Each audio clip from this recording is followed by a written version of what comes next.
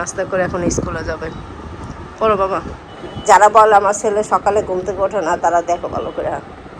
আমার ছেলে সকালে যখন কোচিং থাকে তখন সে সকাল সকাল উঠে ঠিকই কোচিংয়ে যায়। কি দেখো, পিপিকে চিনা যায়? হ্যাঁ, নিয়ে রেডি হয়েছি, তাই না?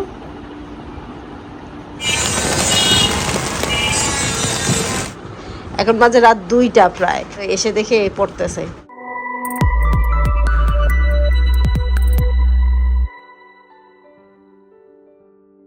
আসসালামু আলাইকুম, আশা করি সবাই ভালো আছেন। আলহামদুলিল্লাহ আমিও ভালো আছি। এখন বাজে 8:30 আর আমি অলরেডি রেডি হয়ে গেছি। রেডি হয়েছি, এত সকাল সকাল রেডি হওয়ার কারণ হচ্ছে আমার যে দেশে থেকে লিটন ভাই আর ভাবি আসছে, ভাবিকে নিয়ে হসপিটাল যাওয়া লাগবে। তো আমি সাথে যাচ্ছি। হসপিটালটা হচ্ছে শঙ্কর বাস স্ট্যান্ডের কাছে। ভাবি বেশ কিছুদিন ধরে অসুস্থ, বিভিন্ন ট্রিটমেন্ট নিতেছে। তো আজকে ডক্টরের চেম্বারে দেখানোর কথা। তো ভাবির সাথে লিটন ভাই চাচ্ছে যে আমি যাই, সেজন্য যাচ্ছি। তো আজকে ওমরের স্কুল নাই, কোচিং আছে 2টা, আর ওসমানের স্কুল আছে, স্কুলের পরে আবার কোচিং আছে। আমি আর আস্তে আস্তে হয়তো দুপুর হয়ে যাবে, ততক্ষণে তোদের স্কুল কোচিং সব শুরু হয়ে যাবে। তো টিফিনটা আজকে আম্মু দিবে, যেহেতু আম্মু আছে, আম্মুকে বলছে হালকা পাতলা কিছু দিয়ে দাও, ওরা সেটাই নিয়ে যাক, জানি না কি করবে। আমি না থাকলে আবার ওদের স্কুল কোচিং এ যাওয়াটা একটু সমস্যা হয়ে যায়। ওই যে মানে আমি ঘুম থেকে উঠাই, রেডি করি, একদম যাওয়া পর্যন্ত সাথে সাথে থাকি, ওই একটা অভ্যাস ওদেরও হয়ে গেছে। তাই ওনাদের একটু সমস্যা, তাই সাথে যাচ্ছি। কিন্তু ওইখানে গিয়েও আমি ফোন দিতে থাকবো, বারবার ফোন দিয়ে চেষ্টা করব পাঠানোর জন্য টাইম মতো।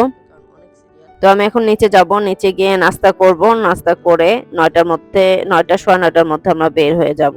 আর যাওয়ার আগে ওমরকে ঘুম থেকে উঠায় যাব, ওমর রেডি হয়ে ওসমানকে উঠায় দিয়ে যাবে। এই যে ওসমান ঘুমাইতেছে, ওমরকে উঠাইছি, ও কোচিংয়ে যাবে আর ঘন্টাখানেক পরে, 2 ঘন্টা পর। নাও দরজাটা আটকায় রাখো বাবা।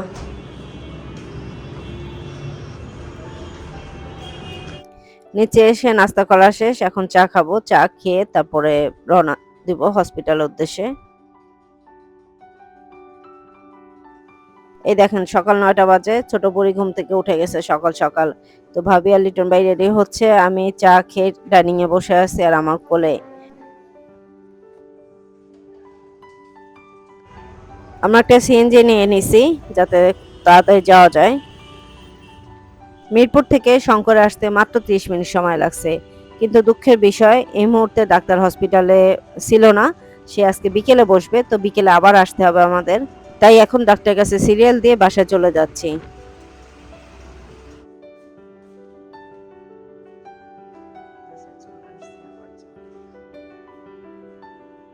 হসপিটালে গেছি ভাবিকে নিয়ে, কিন্তু ডক্টর আসবেই 2টা থেকে আজকে।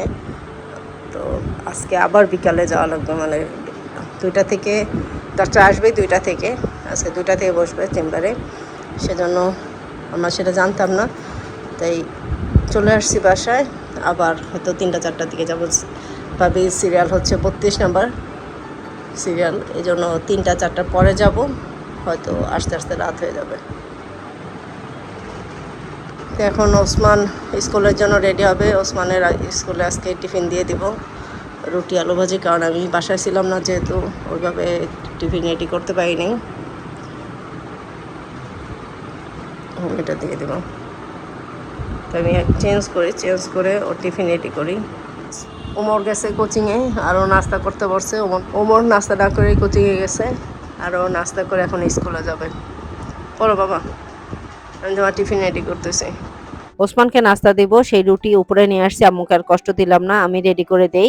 কালকে থেকেই চিন্তা ভাবনা করছিলাম যে রুটি ভাজি দিব, আর এখন সময়ও নাই যে অন্য কিছু রেডি করে দিব, নুডলস বা খিচুড়ি রান্না করে দেব। সেজন্য চিন্তা করতেছি রুটি, আলু ভাজি আর ডিম সিদ্ধ দিব। তো ডিমটা সিদ্ধ হয়ে গেছে, ভাজিও হয়ে গেছে, এখন রুটিটা সেকে নিচ্ছি। সকালের নাস্তার যে রুটিটা, সেটা আম্মু সকাল সকালই ভেজে ফেলছে। এখন শুধুমাত্র ওসমানকে যে নাস্তাটা দিব, মানে টিফিন দিব, সেই রুটিটা এখন ভেজে নিচ্ছি। করে আসছে, ওসমান স্কুলে গেছে, আর ওমরও মানে তার মিনিট 10 পরে চলে আসছে। এখন রেস্ট নিতেছে, নাস্তা করতে বলতেছে, এখনও নাস্তা করে না, বলতেছে একটু পরে। আর যারা বলে আমার ছেলে সকালে ঘুম থেকে ওঠে না, তারা দেখো ভালো করে। আমার ছেলে সকালে যখন কোচিং থাকে তখন সে সকাল সকাল উঠে ঠিকই কোচিংয়ে যায়।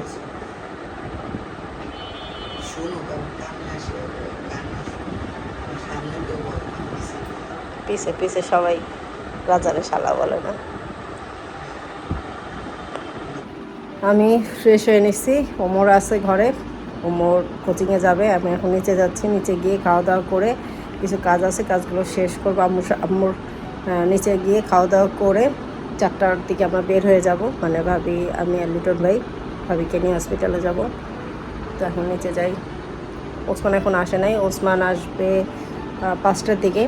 ওসমান আসবে আবার 5টার দিকে, 5টার দিকে আবার ওমর যাবে কোচিংয়ে। ওমর আবার 5টায় কোচিং আছে। ওসমান আসবে, আসার পরে খাওয়া দাওয়া করে আবার ওসমান আবার কোচিংয়ে যাবে, মানে স্কুল করে এসে বাসায় রেস্ট নেবে 10-15 মিনিট নিয়ে আবার কোচিংয়ে যাবে। এখন আমি নিচে যাই আগে। কি দেখো, পিপিকে চিনা যায়? হ্যাঁ, পিপিকে চিনা যায় না? পার না করি। তো আমি যাবার রেডি হয়ে নিছি, ভাবির সাথে আবার যাবো এখন হসপিটালে। সবাই ওয়েট করতেছে, মানে ভাবি আর লিটন ভাই ওয়েট করতেছে। আর ওরে নিয়ে আসছিলাম, ওরে নিয়ে রেডি হয়েছি, তাই না? আবার হাত খায়, বব দিব কিন্তু একটা জোরে। হাত নামাও, হাত নামাও। আম্মা, তো নিচে যাই, চলো নিচে যাই, চলো চলো চলো। 4টার পর আমরা আবার হসপিটালে রওনা দিয়ে দিছি। আর হসপিটালে যাওয়ার মাঝপথে আমাদের সিএনজিটা নষ্ট হয়ে যায়। কত চাই? না না, 200। ডাক্তার দেখানো শেষ করে আমরা হসপিটালের সামনে থেকে সিএনজি নিলে সিএনজি ভাড়া চায় 300 টাকা। আর এই ফুটওভার ব্রিজ পার হয়ে যদি আমরা সিএনজি নেই মাত্র 200 টাকা। এই ফুটওভার ব্রিজের জন্য 100 টাকা ডিফারেন্স, চিন্তা করা যায়? তো সিএনজিতে বসে আমি, ভাবি আর লিটন ভাই বাদাম খাচ্ছিলাম।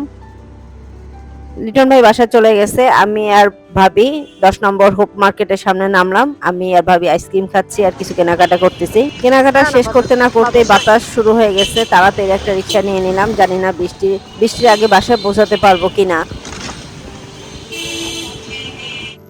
না, ব্যাড লাক, বৃষ্টি শুরু হয়ে গেছে মাঝপথে। তাই মাঝপথে রিক্সাটা থামিয়ে আমরা পলি নিয়ে নিলাম যাতে ভিজে না যায়। দেখেন মুষলধারে বৃষ্টি, মানে সময় দেয় নাই। বাতাস শুরু হওয়ার 5 থেকে 10 মিনিটের মধ্যে বৃষ্টি শুরু হয়ে গেছে, তাও আবার শিলা বৃষ্টি।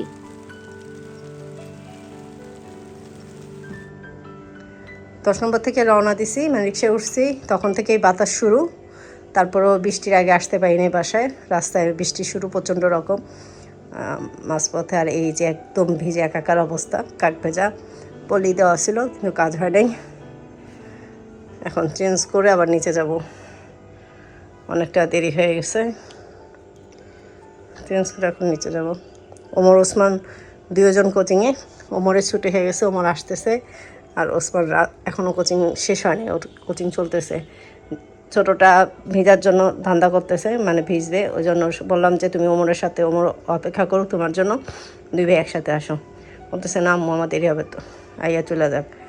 এখন ওমর চলে আসতেছে, আমি চেঞ্জ করি আগে। বাসায় গেস্ট আসছে, আমরা এদিকে ব্যস্ত, তাই বোন ঘুমাচ্ছে আর ভাই পাহারা দিচ্ছে তাকে। এখন বাজে রাত 2টা প্রায়। আমি নিচের থেকে আসছি, নিচে কিছু গেস্ট আসছিল, তাদের খাওয়া দাওয়া করা, নিজেরা খাওয়া দাওয়া করে বসে আসতে আসতে রাত হয়ে গেছে। তো এসে দেখে এই পড়তেছে, মানে নাকি কালকে 3টা সিটি। আরেকজন ঘুমাইছিল, ঘুম থেকে উঠছে, ওর খাবার নিয়ে আসছে, ও খাওয়া দাওয়া করে নাই রাতের খাবার। তো ওর খাবারটা নিয়ে আসছে, খাওয়া দাওয়া করে আবার ঘুমায় পড়বো। ও সকালে উঠছে আজকে, আমিও আজকে সকালে উঠছি। এটা উঠছে দেরিতে, আমি উঠছি 7টার আগে। আজকে সারাদিন, সকাল 7টায় উঠছে, আর সারাদিনে মানে লাগাই নেই, ঘুমাই নেই, রেস্টে নেই, প্রচণ্ড রকম ঘুম পাইছে। চোখ আপনার লেগে আসতেছে, আমার প্রচণ্ড রকম ঘুম পাইছে, মানে চোখ খুলে রাখতে পারতেছে না এমন অবস্থা। তো যাই হোক, আগে যে শরীর সুস্থ ভালো আছে আলহামদুলিল্লাহ, কিন্তু অনেকটা ঘুমায়, বিছানার সাথে শোয়ার সাথে সাথেই ঘুমায় পাবো এমন অবস্থা।